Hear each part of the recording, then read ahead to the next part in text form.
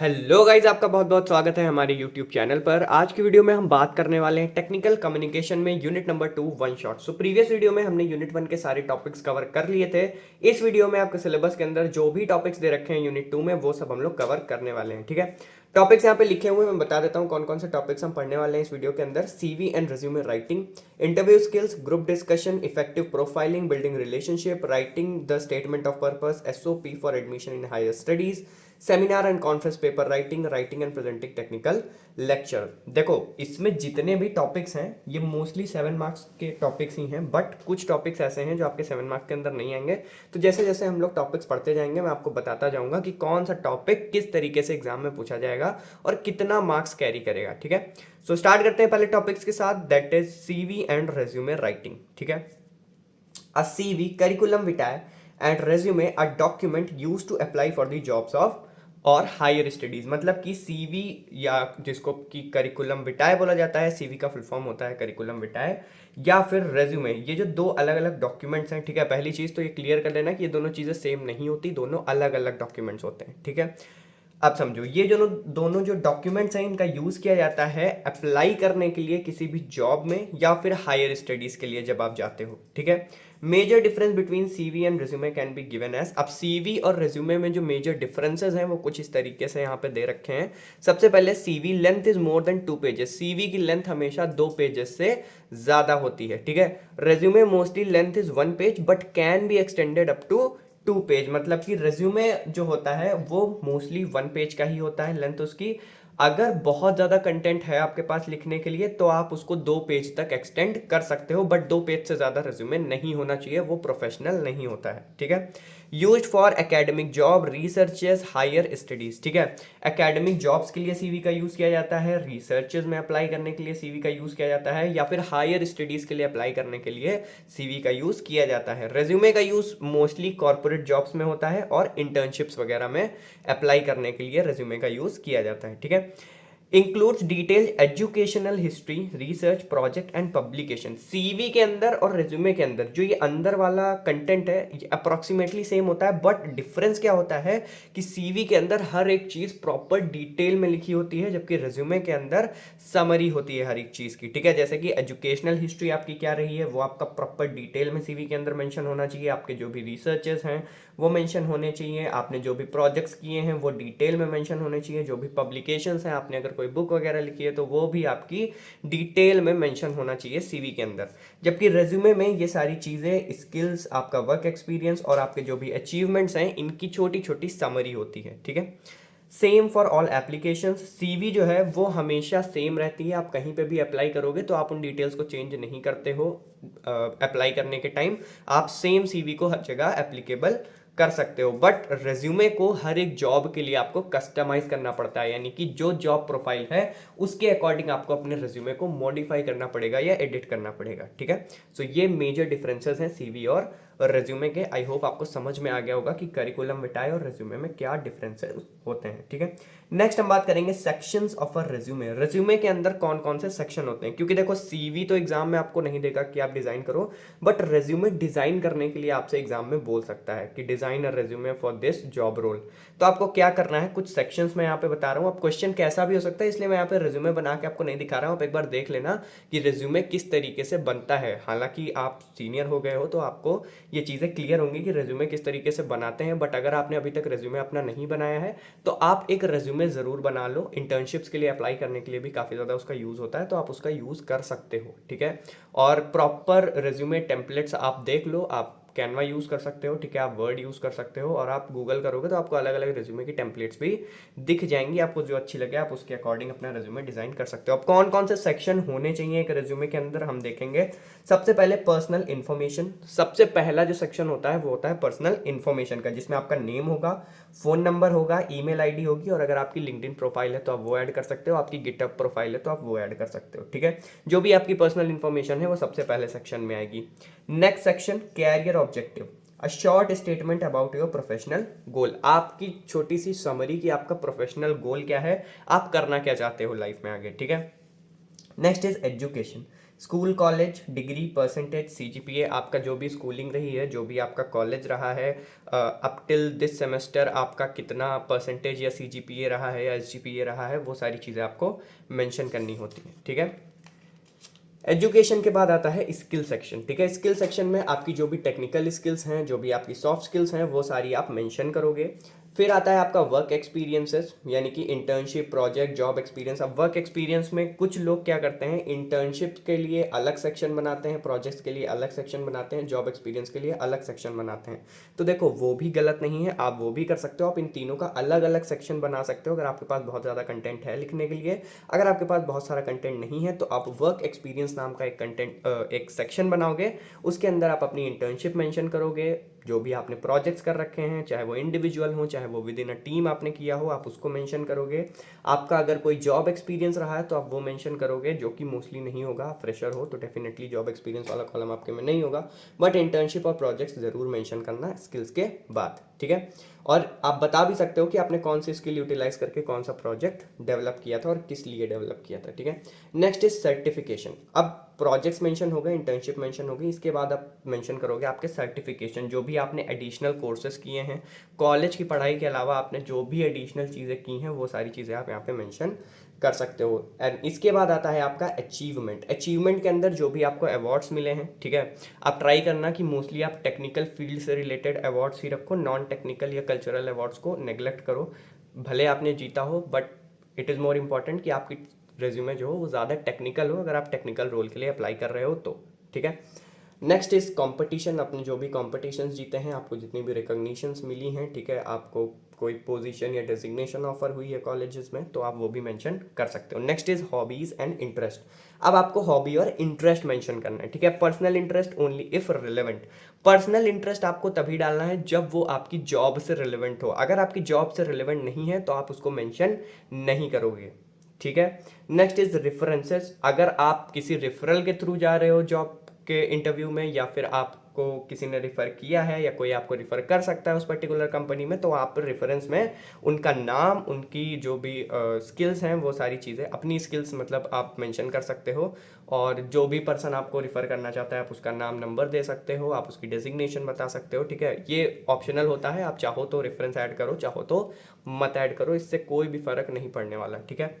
Next is interview skills और group discussion, ठीक है। तो आई होप आपको रिज्यूमे वाला पार्ट समझ में आ गया होगा किस तरीके से आपको रिज्यूमे बनाना होता है, ठीक है। अब हम बात करेंगे इंटरव्यू स्किल्स की, फिर हम बात करेंगे ग्रुप डिस्कशन की, ठीक है। तो ये दोनों टॉपिक इंपॉर्टेंट है।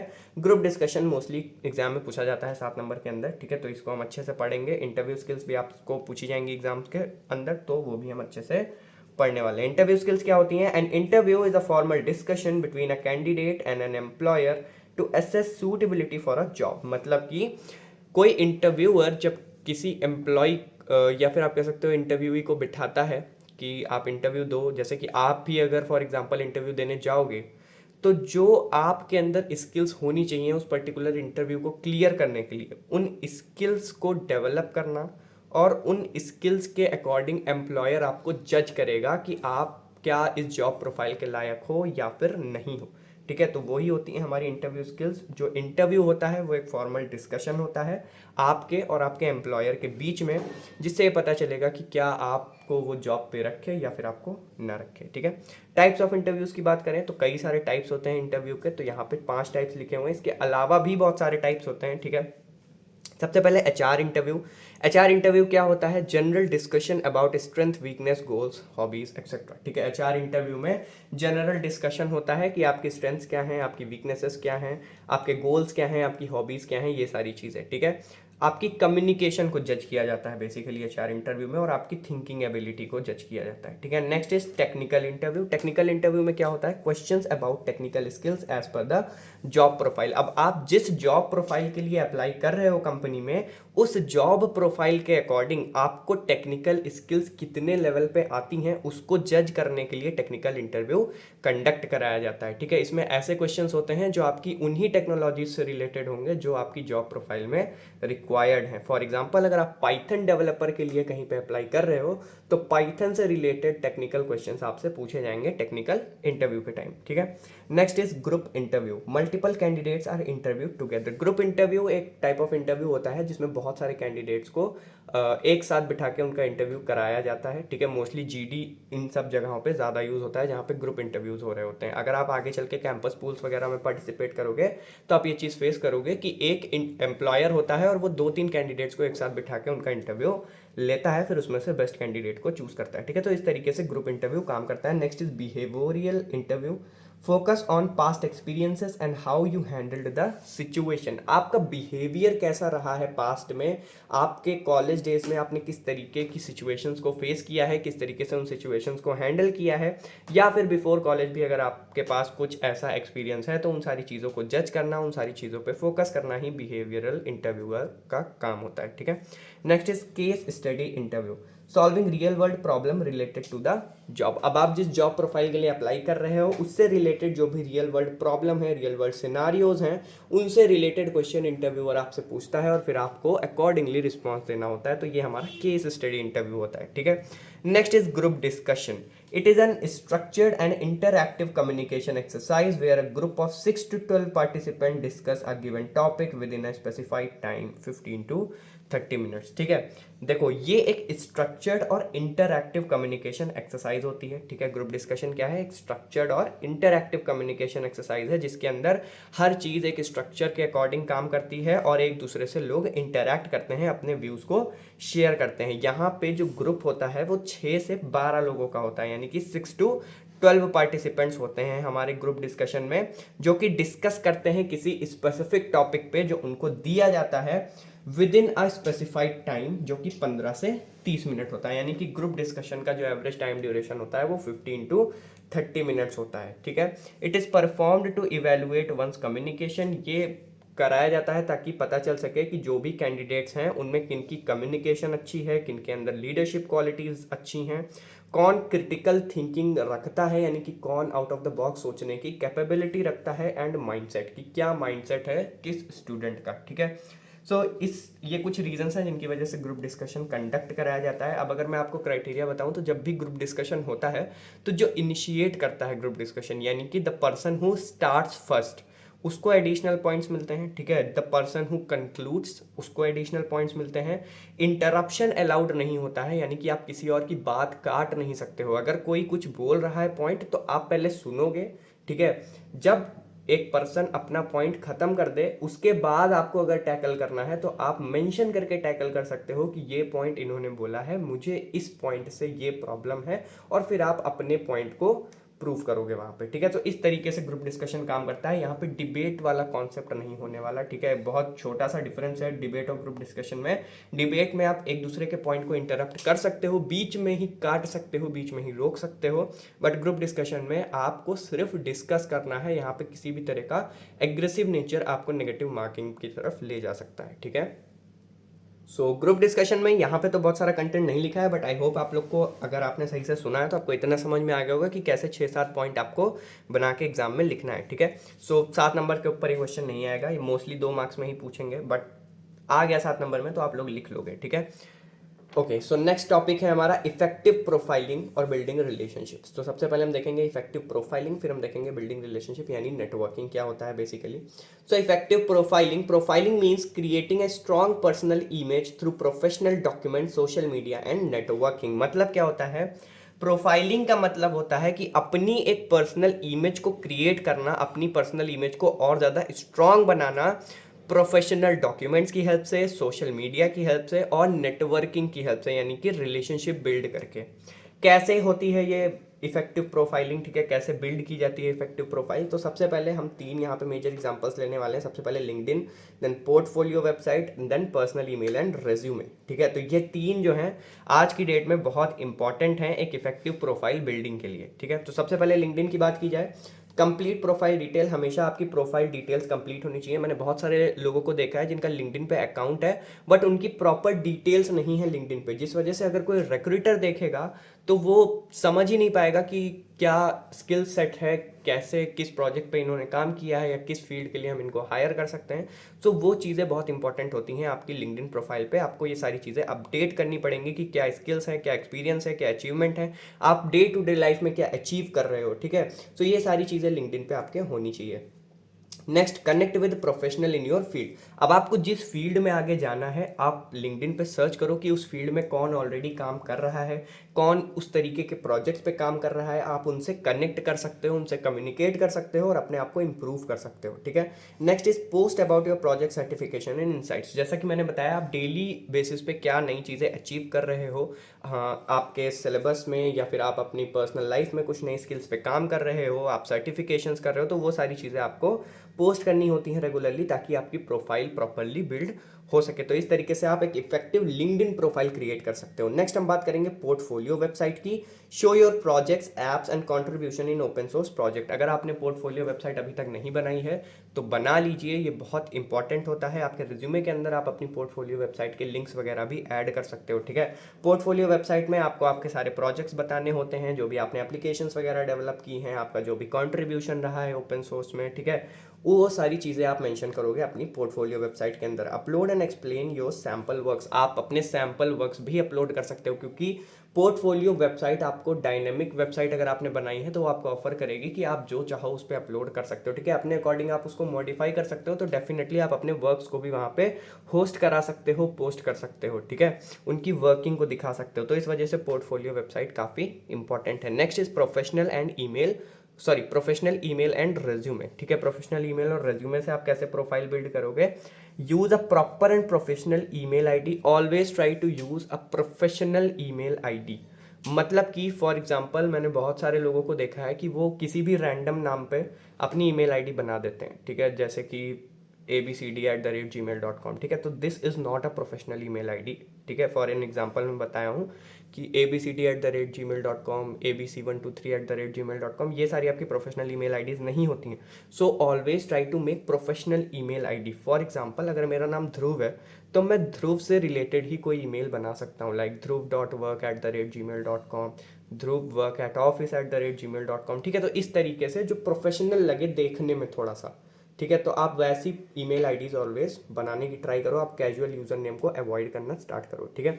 Next is always keep your resume updated and according to the job requirement. अब रेज्यूमे से प्रोफाइल बिल्डिंग कैसी होती है? आप हमेशा अपने रेज्यूमे को अपडेट करते रहो, क्योंकि आप डेली कुछ ना कुछ सीखते रहते हो टेक्निकल की फील्ड में, ठीक है। अगर आप टेक्नोलॉजीज पे काम कर रहे हो तो आप डेली कुछ ना कुछ नया सीखोगे। तो जैसे ही आप कुछ नया सीखो, किसी नए प्रोजेक्ट पे काम करो, कोई नया सर्टिफिकेशन ऐड हो, तो आप अपने रेज्यूमे को अपडेट करो। या जब भी आप किसी जॉब के लिए अप्लाई कर रहे हो तो उस जॉब की रिक्वायरमेंट के अकॉर्डिंग हमेशा अपने रेज्यूमे को अपडेट रखो, ठीक है। तो इस तरीके से आप एक इफेक्टिव प्रोफाइल बिल्ड कर सकते हो, ठीक है। सो ये कुछ तरीके हैं, आई होप आपको समझ में आ गए होंगे। नेक्स्ट इज बिल्डिंग रिलेशनशिप और नेटवर्किंग। अब रिलेशनशिप बिल्ड करना या नेटवर्किंग क्रिएट करना कैसे पॉसिबल है? Networking is building professional relationship that can help in job opportunities and career growth. देखो, नेटवर्किंग बहुत इंपॉर्टेंट है। क्यों? क्योंकि कई बार ऐसा होता है कि बहुत सारी ऐसी कंपनीज हैं जो एक्सटर्नल हायरिंग के पहले इंटरनल हायरिंग करती हैं, यानी कि जो उनके इंटरनल एम्प्लॉयज़ हैं उनके रेफरेंस से जो लोग को ऐड करना है पहले उनको हायर करती हैं, उसके बाद वो एक्सटर्नली लोगों को सर्च करती हैं। तो उस केस में अगर आपकी नेटवर्किंग अच्छी है, आप कंपनी के अंदर किसी एम्प्लॉय से कनेक्टेड हो प्रॉपरली, तो वो आपको रिफर कर सकता है और आप इजीली हायर हो सकते हो, आपको इजीली कैरियर ग्रोथ मिल सकती है, इजी अपॉर्चुनिटीज मिल सकती हैं, ठीक। इस वजह से नेटवर्किंग बहुत इंपॉर्टेंट है, प्रोफेशनल रिलेशनशिप बिल्ड करना, ठीक है। सो आई होप आपको समझ में आ रहा होगा कि नेटवर्किंग का यूज़ क्या है। Next is way to improve networking. किस तरीके से आप नेटवर्किंग को इंप्रूव कर सकते हो? Attend conferences, webinars and meetups. जहाँ पे भी मीटअप्स हो रहे हो, टेक्निकल इवेंट्स हो रहे हो, कॉन्फ्रेंसेस हो रही हो, वेबिनार्स हो रही हो, आप उनको अटेंड करो, वहाँ पे लोगों से इंटरैक्ट करो, जो भी प्रोफेशनल्स हैं अपनी फील्ड में उनसे इंटरैक्ट करो, उनसे रिलेशनशिप बिल्ड करने की कोशिश करो, ठीक है। Engage in professional communities like LinkedIn, GitHub etcetera. ये जो प्रोफेशनल कम्युनिटीज हैं जैसे कि लिंक्डइन हो गया, आपका गिटहब हो गया, इन सब पे आप प्रोफेशनल लोगों से कम्युनिकेट करो, प्रोफेशनल कम्युनिटीज़ में ऐड हो ताकि आपको अपडेट्स भी मिलती रहें टाइम टू टाइम, ठीक है। Stay in touch with mentors and industry experts, जो भी मेंटोर्स हैं, जो भी आपको गाइड कर सकते हैं, आप उनसे टच में रहो हमेशा। इंडस्ट्री एक्सपर्ट्स जो भी हैं, जो इंडस्ट्री प्रोफेशनल्स हैं, उनसे हमेशा टच में रहो ताकि आपको ईजिली कहीं पे भी अपॉर्चुनिटी आए तो आप तक पहुँचे, ठीक है। तो इस वजह से नेटवर्किंग इंपॉर्टेंट है, क्योंकि अपॉर्चुनिटी तो है बट हम तक पहुँच नहीं पाती, ठीक है। सो आई होप आपको समझ में आ गया होगा कॉन्सेप्ट पूरा इफेक्टिव प्रोफाइल बिल्डिंग का और रिलेशनशिप बनाने का, यानी कि नेटवर्किंग का। Alright, okay. So next is statement of purpose और एसओपी फॉर हायर स्टडीज। अब कैसे लिखते हैं statement of purpose? SOP is an essay required for admission to universities, मतलब कि एक एस्से होता है ये जिसकी ज़रूरत होती है यूनिवर्सिटीज़ में एडमिशन के लिए अप्लाई करने के लिए, ठीक है। Explaining your career goals and why you want to join the program, जिसमें आप एक्सप्लेन करते हो कि आपके कैरियर गोल्स क्या हैं और आप क्यों किसी पर्टिकुलर प्रोग्राम को या किसी पर्टिकुलर यूनिवर्सिटी को ज्वाइन करना चाहते हो, ठीक है। स्ट्रक्चर ऑफ एन एसओपी, क्या स्ट्रक्चर होता है एसओपी का? सबसे पहले introduction, brief background and interest in the field, आपको क्यों इस फील्ड में इंटरेस्ट है और आपका क्या बैकग्राउंड रहा है, ठीक है, वो आपको एक्सप्लेन करना है इंट्रोडक्शन में। Next, academic and professional journey, आपकी एकेडमिक और प्रोफेशनल जर्नी क्या रही है, जैसे कि आपकी एजुकेशन, प्रोजेक्ट्स और वर्क एक्सपीरियंसेस, ठीक है। देन वाई दिस प्रोग्राम, आप क्यों इस पर्टिकुलर यूनिवर्सिटी या इस पर्टिकुलर कोर्स को चूज करना चाहते हो, वो आपको रीजन एक्सप्लेन करना होता है। Then future goals, career plans after completing the course complete होने के बाद आपके क्या कैरियर प्लान्स हैं, आपको क्या करना है। Then in last we write conclusion, that is summary and final motivation, की आखिरी क्या रीज़न रहा है और किस तरीके से आपने सारी चीज़ें डिस्क्राइब की हैं, ठीक है। सो आई होप आपको समझ में आ गया होगा कि एसओपी किस तरीके से लिखते हैं। एसओपी बहुत छोटा सा टॉपिक है, ठीक है, मोस्टली 2 मार्क्स में आता है, ये 7 मार्क्स के अंदर नहीं पूछा जाएगा आपसे, ठीक है। Next is seminar and conference paper writing, तो ये जो टॉपिक्स हैं ये 2-2 मार्क्स के टॉपिक्स हैं, ये मोस्ट प्रोबेबली 2 मार्क्स में ही पूछे जाएंगे, वर्स्ट केस में 7 मार्क्स में आएंगे, अदरवाइज नहीं आएंगे, ठीक है। ओके, सो सेमिनार की अगर बात की जाए तो a seminar paper is a formal document presented at conferences और वर्कशॉप्स यूजुअली ऑन रिसर्च और टेक्निकल टॉपिक्स। जो बेसिकली जो सेमिनार पेपर होता है ये एक फॉर्मल डॉक्यूमेंट होता है जिसको कॉन्फ्रेंसेस में प्रेजेंट किया जाता है, वर्कशॉप्स में प्रेजेंट किया जाता है। ये मोस्टली या तो किसी रिसर्च पे बेस्ड होते हैं या फिर किसी टेक्निकल टॉपिक के ऊपर बेस्ड होते हैं, ठीक है। Steps to write a seminar paper, क्या स्टेप्स हैं सेमिनार पेपर लिखने के? सबसे पहले चूज अ रिलेवेंट टॉपिक, आपको एक रिलेवेंट टॉपिक चूज करना होगा, ठीक है। Research and collect credible data, जो भी आप क्रेडिबल डेटा को रिसर्च कर सकते हो, कलेक्ट कर सकते हो, वो आपको कलेक्ट करना है और उसके बारे में रिसर्च करनी है। राइट इन स्ट्रक्चर्ड फॉर्मेट, उसके बाद आपको एक स्ट्रक्चर फॉर्मेट फॉलो करना है जिसमें आपको सेमिनार पेपर प्रॉपरली लिखना है। तो क्या स्ट्रक्चर है? सबसे पहले abstract, short summary of the paper, paper की शॉर्ट समरी होती है ये, कि ओवरऑल पेपर में आप क्या चीज़ें एक्सप्लेन करने वाले हो। Next is introduction, background of the topic, क्या जो भी आपने रिलेवेंट टॉपिक चूज किया है उसका बैकग्राउंड क्या रहा है। Then content explanation, research findings and analysis, उसके बाद जो भी आपने कलेक्ट किया है रिसोर्सेज, जो भी आपने डेटा कलेक्ट किया है, जो भी डेटा पे आपने रिसर्च की है, उन सारी चीज़ों की एक्सप्लेनेशन करनी है और उनकी एनालिसिस बतानी है, ठीक है। Then conclusion, summary and final thoughts, की प्रॉपरली क्या समरी रही, आपने एंड में क्या पाया, क्या रिजल्ट मिला आपको, ठीक है। देन रेफरेंसेस, की आपने डेटा कहाँ कहाँ से कलेक्ट किया, प्रूफ कहाँ कहाँ से आपने कलेक्ट किए हैं, क्या सोर्सेज रहे हैं उनके, ठीक है। Then use diagrams, charts and examples where needed, always use diagrams, ठीक है। डायग्राम्स बहुत इंपॉर्टेंट होते हैं, ये विजुअल एड में आपकी बहुत ज़्यादा हेल्प करते हैं, ठीक है। आपको चार्ट्स यूज़ करना है जहाँ जहाँ पे भी रिक्वायर्ड होगा। Next, proof read before submission, always recheck before submission, आपको एक बार दोबारा से प्रॉपरली पूरा एनालाइज करना है सेमिनार पेपर सबमिट करने से पहले, ठीक है। तो सेमिनार पेपर हो गया या कॉन्फ्रेंस पेपर हो गया, एक ही चीज़ होती है ये, ठीक है। इसी तरीके से इसका फॉर्मेट होता है, यही स्टेप्स होते हैं आपके सेमिनार पेपर या कॉन्फ्रेंस पेपर को लिखने के, ठीक है। सो आई होप आपको समझ में आ गया होगा। नेक्स्ट हम बात करेंगे writing and presenting expert technical lecture, किस तरीके से आप एक्सपर्ट टेक्निकल लेक्चर को लिख सकते हो और प्रेजेंट कर सकते हो, ठीक है।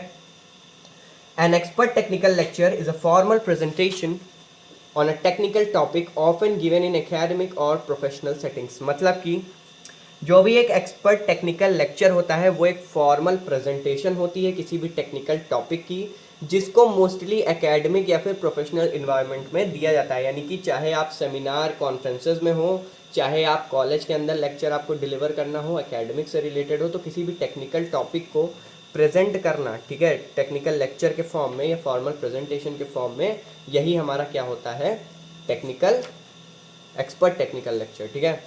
Steps to prepare a technical lecture. अब किस तरीके से आप टेक्निकल लेक्चर प्रिपेयर कर सकते हो? सबसे पहले अंडरस्टैंड द ऑडियंस। आप जिनके साथ इंटरैक्ट करने वाले हो, जिनको आप प्रेजेंट करने वाले हो, सबसे पहले आपको उन ऑडियंस को समझना है।